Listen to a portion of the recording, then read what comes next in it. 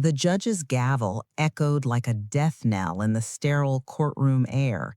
My son Michael's face was a mask of shattered arrogance. My daughter Sarah was sobbing into her hands, but I felt nothing but the cold weight of truth finally spoken aloud. I, Evelyn Ross, stood there, a 78-year-old woman in a borrowed dress, facing the children I had loved and raised, who had tried to erase me from my own life. They sold my home, the house Robert built for me, with a fake will. They claimed I was gone, but I am here, and today the world knows it. But let me take you back to before the silence was poisoned, to when my world was still warm. It began in the honey light of my kitchen, the heart of the home we built on Oak Lane. Every morning the sun would paint the old pine table where I served 1,000 breakfasts, where small, sticky hands once grasped for cereal, and where later I sipped coffee alone after Robert passed. The house was my sanctuary, every creak in the floorboard a memory, every stain on the counter a story. I raised my family within these walls. I sacrificed sleepless nights for fevers and nightmares. I worked double shifts at the library to pay for piano lessons and college textbooks. I poured my youth into their futures, and I did it with a full heart because they were my world. After Robert died, the children became my everything. Michael, with his confident smile, always so busy with his real estate deals. Sarah, with her concerned phone calls, checking in every Sunday. They were my anchors, or so I believed. The first crack came on a Tuesday, ordinary and unremarkable. Michael visited with a bouquet of lilies, my favorite, he said. He just needed a quick signature on some property tax paperwork, something to help reduce my burdens, he explained. His pen hovered over the document, his finger obscuring the text. He was in a rush, he said, a meeting across town. The papers were a blur, but I trusted my son. I signed my name, Evelyn Ross, with a flourish, a decision that would haunt me for months to come. Then Sarah came the following week, suggesting we update my will for safety, she said, her voice sweet as syrup. It's just a formality, Mom. She brought a lawyer, a friend of Michael's, she said. The document was standard, leaving everything to the children as planned, but now I felt a chill, a tiny seed of doubt. Why were they both so focused on paperwork? Why the rushed visits? Why did Michael's eyes dart away when I asked questions? The quiet doubts grew like weeds. I noticed a for sale sign one street over, and Michael mentioned offhand how property values on Oak Lane were skyrocketing, how a developer would pay a fortune for a lot like mine. Then the phone calls changed. They became shorter, more scripted.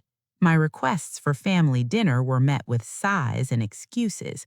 When I drove past Michael's office one afternoon, I saw his car there, though he said he was out of town.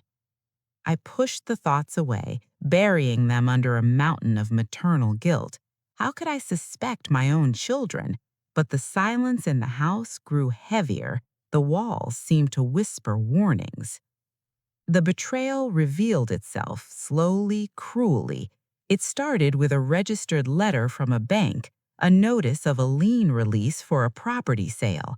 I held the paper, my hands trembling. I called Michael. His voice was clipped. Mom, it's nothing, a clerical error. I'll handle it. But the dread was a living thing in my chest. I called Sarah. She said, Mom, you're getting confused. Let us manage things for you. I drove to the county recorder's office, my heart pounding like a wild bird in a cage. The clerk found the file, her face pale. She slid the document across the counter. There it was, a deed transfer. My house sold 6 weeks prior to a numbered LLC, and attached was a will I had never seen, dated after Robert's death, stating I, Evelyn Ross, was of unsound mind, and my assets were to be liquidated for my care, with my children as executors. But the signature was not mine. The flourish was wrong. The Evelyn was shaky, a forgery. I stood there in the fluorescent buzz of that office, my breath coming in short gasps, the world tilting on its axis. My children had sold my home. They had fabricated my death in spirit. They had stolen my past and my future with a few strokes of a pen. I stumbled outside into the blinding sun, leaning against my aging car, a wave of nausea crashing over me. The physical impact was immediate. My vision spotted, my knees buckled. I slid to the gritty pavement. The betrayal was not just financial, it was a fundamental unmaking. I had ceased to be their mother. I was an obstacle quietly removed. The days after my discovery bled into one long, endless night of gray. I wandered the rooms of my own house, now a ghost in my own life, each corner a taunting memory of the family I thought I had. The silence was no longer peaceful, it was accusatory. The walls themselves seemed to know I had been marked for disposal. I confronted Michael over the phone, my voice a fragile thread, and his response was not denial, but a cold, calculated shift. He said, "Mom, you're not well. You're confused. We're protecting you from yourself." Sarah's calls stopped entirely, her number now going to straight to a generic voiceless recording. The notices came from a storage company about my belongings, notices from a senior living facility about a deposit paid with my money, a roadmap of my erasure written in bureaucratic ink. The lowest point came on a rainy Tuesday when a man in a suit appeared at my door with a 30-day notice to vacate. He held a copy of the forged will, his eyes pitying, as he explained the sale was final, the new owners would be taking possession. I was a tenant in my own history. I sat on the bottom steps of the staircase Robert and I had painted a cheerful yellow a lifetime ago, and I wept, the kind of weeping that comes from a place beyond sound, a silent shuddering of the soul. I had nowhere to go. My small savings were being frozen for my care, they said. My name was being tarnished as mentally incompetent in whispered family circles. My own siblings, nieces, nephews, they all drifted away, believing the story Michael and Sarah had so carefully woven. I felt the weight of my age not as wisdom, but as a trap, a vulnerability. My love was my currency, and they had spent every last coin of it. I spent a week in a haze of defeat, packing my life into cardboard boxes, the finality of each taped seam a surrender. I considered the bleak apartment in the facility they had chosen for me, a small room where I would wait to die quietly out of sight. Justice felt like a fairy tale, a concept for the young and the strong, not for a tired woman with shaky hands and a broken heart. I truly believed I had lost. But then came the quiet shift. It was not a loud epiphany, but a slow, stubborn dawn. I was packing my books when Robert's old leather-bound copy of Thoreau slipped from the shelf, a faded envelope fluttering out. It was a card he had written to me years ago in his looping script. It read, "My brave Evelyn, you have always been the steel beneath the velvet. Never forget your own strength."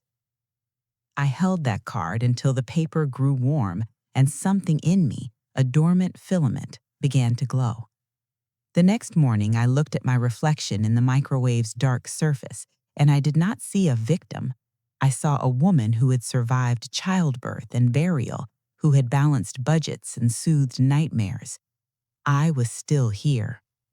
That afternoon, I made a decision. I would not go quietly. I would fight. I called the only asset I had left, a friend from my library days, Margot, who was now retired and fierce as a hornet.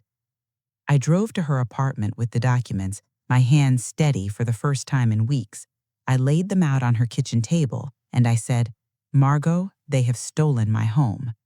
She looked at the forged signature, then at me, and without a word, she poured 2 glasses of sherry and said, "Well then, we have work to do." The strategy phase began in earnest. Margot's nephew was a lawyer, not in corporate real estate like Michael's friends, but in elder law. A man named Ben with kind eyes and a jaw that tightened when he saw the documents. We met in secret at a small diner out of town. He explained the path would be long and emotional and costly, but he saw the truth. He believed me. We would need a handwriting expert, a forensic document analyst. We would need to subpoena bank records to follow the money from the sale. We would need to prove undue influence and fraud. I became a sleuth in my own life. I gathered evidence with a cold, focused clarity. I found the old signing photo from my bank account setup. I dug up letters, cards, every sample of my signature from decades past. I recorded phone calls with Michael, where he nervously repeated his talking points about my confusion. I kept a journal of every interaction, every lie. The more I uncovered, the angrier I grew, but I tempered that anger into fuel. I learned to breathe through the panic, to channel the heartbreak into resolve. Then filed a lawsuit, a quiet motion to contest the will and to sue for wrongful conversion and fraud. The papers were served to Michael at his office and to Sarah at her home. The reaction was immediate and vicious. Michael called, screaming that I was embarrassing the family, destroying his reputation. Sarah sent a text, a single word, "Mom," with a question mark that felt like a dagger, but I did not waver. I moved in with Margot. Her spare room became my war room, walls papered with timelines and documents, the comfort of our friendship, my shield. We discovered the LLC that bought my house was traced back to a business partner of Michael's. We found the money trail showing the funds from the sale flowing into Michael's investment account and paying off Sarah's substantial debts. The anticipation built with each discovery. The justice I once thought impossible now had a shape and a date on a court calendar. I bought a simple navy blue dress for the hearings. I practiced sitting still, my face a calm lake. The day of the first major hearing arrived. I walked into that courtroom without Robert, without my children, but with Margot's steadying hand on my elbow and my back straight in that simple dress. I saw them then, Michael in an expensive suit that seemed to swallow his nervous energy, Sarah avoiding my gaze entirely, her hands clenched in her lap. Their lawyer, a sleek man who had once eaten at my Thanksgiving table, nodded to them with a confidence that felt brittle. The hearing was a procedural dance, but the judge, an older woman with sharp eyes and a tired mouth, listened intently as Ben laid out the bones of our case: the forged will, the predatory sale, the transfer of funds. Michael's lawyer argued I was a confused elderly woman well cared for by devoted children, but when Ben presented the first piece of evidence, a side-by-side comparison of my true signature and the clumsy forgery, I felt the room's energy shift. The expert's affidavit was clear and damning. The pressure patterns, the hesitations, it was not my hand, and the notary who had attested was an employee of Michael's, now unwilling to perjure himself further. The reckoning did not come in one dramatic shout. It unfolded like a slow-rising sun burning away a fog. Discovery orders forced Michael to open his books, and the money trail became a neon road to guilt. The sale proceeds had not gone into a trust for my care, but had paid off his speculative debts and Sarah's luxury car loan. Their united front began to fracture under the weight of subpoenas and the threat of perjury. Sarah's husband wanted no part of a criminal case, and their whispered arguments in the hallway became public court filings. The final confrontation came not in a closed hearing, but in a mediation room mandated by the judge, a last chance before a public trial. The room was cold, overly air-conditioned. I sat across from my two children. Their masks had slipped. Michael looked exhausted. Sarah looked hollow. Their lawyer spoke first, offering a settlement, a return of a portion of the sale money, and a small apartment. They framed it as a generous offer to end this family tragedy. I looked at them, my son and my daughter, and I spoke, my voice clear in the sterile silence. I do not want your money. I want my home, and I want my name back, and I want you both to say out loud what you did." Michael's face flushed with anger, but Sarah broke her silence first, a torrent of tears and twisted justification.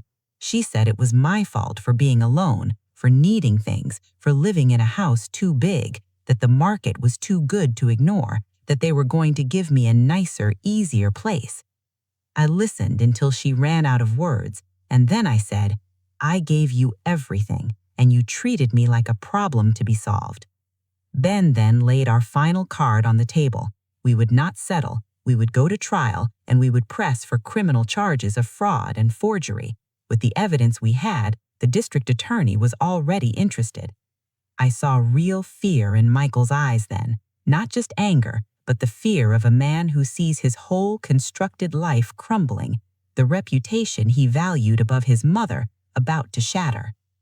The mediator, a gentleman, looked at them and said, "The evidence is compelling. Your mother has the law and the truth on her side. I advise you to accept her terms." What happened next was a silent unraveling, a surrender. Michael's shoulders slumped. He gave a barely perceptible nod. Their lawyer began to frantically sketch out the agreement, the full reversal of the sale, the return of the property to me, every penny of the sale price, plus damages and legal fees to be borne by them personally, the public retraction of the claims about my competence. It was a total victory, but as I signed the papers that gave me back my life, I felt no triumph, only a profound, hollow exhaustion. The legal reckoning was complete, but the personal reckoning was just beginning. The aftermath, a landscape of ashes and slow regrowth. The house was legally mine again, but it no longer felt like a sanctuary. The ghosts were too loud. I decided to sell it on my own terms to a young family whose eyes shone with the same hope Robert and I once had. With the proceeds, I bought a small, bright condominium with a view of the mountains. It had no memories, only my own choices, from the paint color to the furniture, everything selected for me alone. Michael and Sarah faced consequences that were karmic and severe. Michael's business partners distanced themselves from the scandal, his reputation for integrity destroyed. He lost several major deals, and I heard through Margot he and his wife were struggling.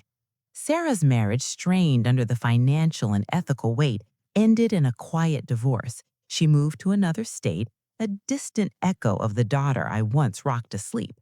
They did not reach out to me, and I did not reach out to them. The cord was cut, not in anger, but in a final sigh acceptance. Some bonds, once broken, cannot be mended with glue or law. They remain shattered. I found a different kind of family. I reconnected with old friends. I joined a book club. I even began volunteering at the local library again, not out of need, but out of joy. The peace I found was not the absence of noise, but the presence of my own unwavering self-respect. I learned to sleep through the night again. The silence in my new home was my own, a gentle quiet, not a judgment. One afternoon, a year later, I was in my garden planting tulip bulbs when a wave of memory hit me, not of the betrayal, but of Michael as a small boy helping me plant marigolds, his little hands covered in dirt. I sat back on my heels and I let the tears come. This time, they were not tears of loss, but of release. I had loved them fully, and that love had been real, even if their love for me had become conditional and corrupt. I had not allowed their failure to define my capacity to love. I had simply redirected it, inward and outward, to those who valued it. The reflection that settles on me now in these quiet hours is this: a woman's worth is not stored in the sacrifices she makes, but in the dignity she refuses to surrender. They thought my age, my grief, my mother's heart made me soft and weak. They forgot that the same hands that cradle can also build, and the same heart that forgives can also demand justice. I am not a victim. I am a testament to the quiet steel that grows in the spine over a lifetime of loving and losing and rising again.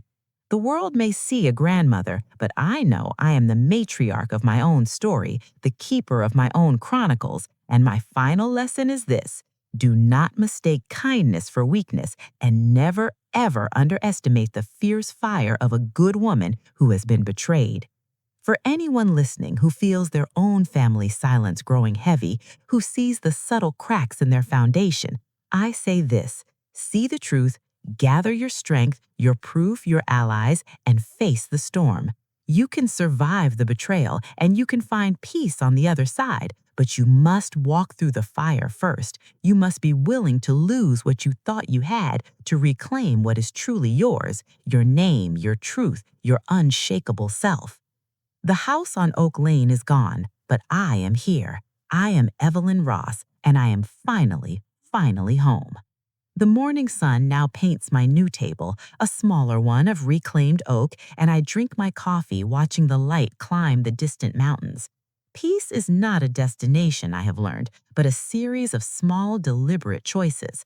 I choose which memories to visit and which to let rest. I choose the silence I keep and the voices I allow into my life. My phone is quiet most days, and I have grown to love that quiet. It is no longer an absence, but a space I own. Occasionally, news trickles in through the careful grapevine. Margot maintains Michael's firm has downsized significantly. He sold his own sprawling home and moved into a townhouse. The gossip says his wife stays for the children, but the light in their marriage has gone out. Sarah, I heard, works at a daycare in another city, a job that requires patience and gentleness, an irony that does not escape me. I hope for her sake she finds some redemption in those small faces, some healing for the motherhood she fractured. I do not celebrate their struggles, but I do not mourn them either. Their consequences are theirs to carry, just as my recovery is mine to tend. Last spring, I took a trip, a slow train journey through the countryside, something Robert and I had always talked of doing but never did. I sat by the window and watched the world unspool, green and new, and I felt no bitterness, only a wistful gratitude that I could still see beauty, that I could still go. I have started writing, not a chronicle of the betrayal, but of the life that came before, little stories for no one but myself, about Robert's laugh, about the way the old porch swing sounded, about the smell of rain on Oak Lane. In giving myself permission to remember the joy, I have robbed the pain of its final victory.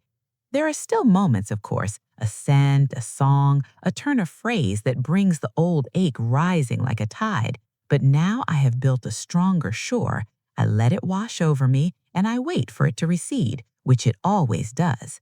My strength now is a different breed. It is not the fierce, burning fire of the courtroom, but a deep, settled warmth, a knowing that I have looked into the abyss of my own blood's betrayal, and I did not let it swallow me up.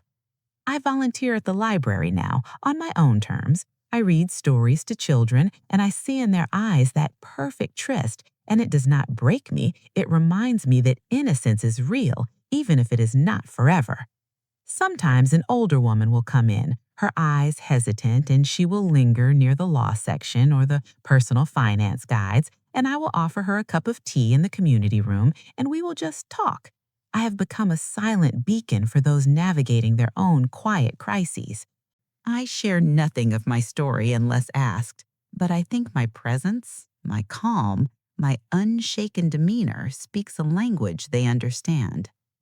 The final piece of karma was not something I orchestrated, but life's own ironic stitch. I learned recently that the developer who bought my house through Michael's fraudulent sale, his plans fell through due to zoning issues. The property sat vacant and the market shifted.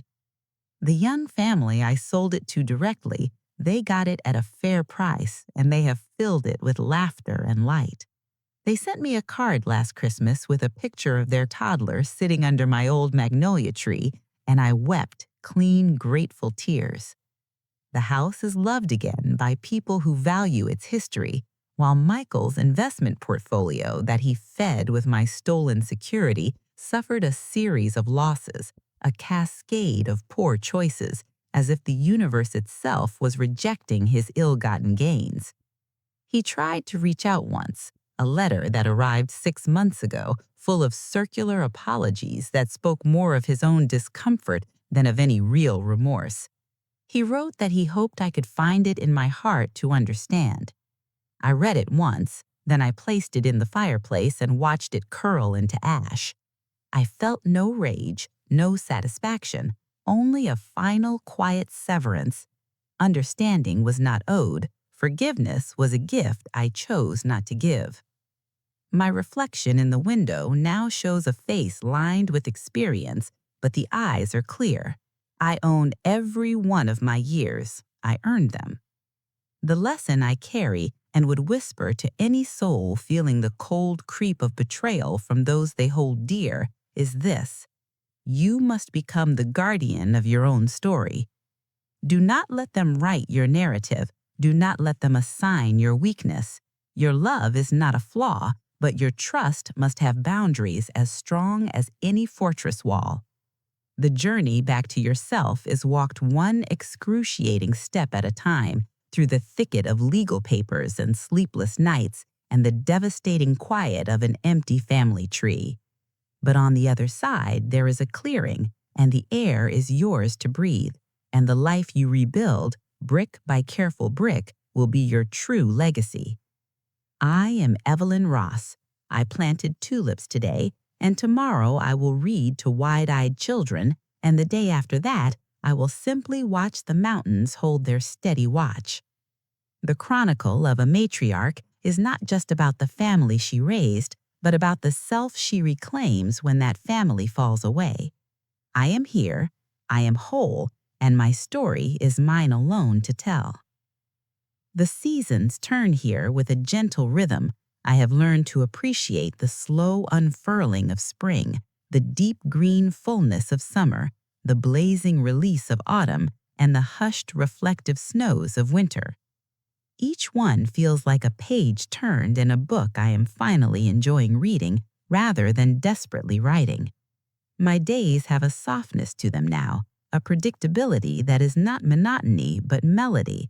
I wake with the sun, I tend to my plants, I lose myself in novels where justice is simple and love is true. The sharp edges of the past have been worn smooth by time, not forgotten but integrated, like stones in a riverbed. They are part of the landscape, but they no longer cut my feet. I received a letter from Sarah last week, the first direct communication in over 2 years. It was not sent to my new address, but forwarded from my old lawyer, Ben, who called me gently to ask if I wanted to see it. I told him to open it and read it to me over the phone, my heart a steady drum in my chest, not a frantic gallop. Her words were halting, filled with a pain that seemed older, deeper than her years. She did not ask for forgiveness. She said she knew that was beyond her reach. Instead, she described the weight of it, the constant shadow of what she had done.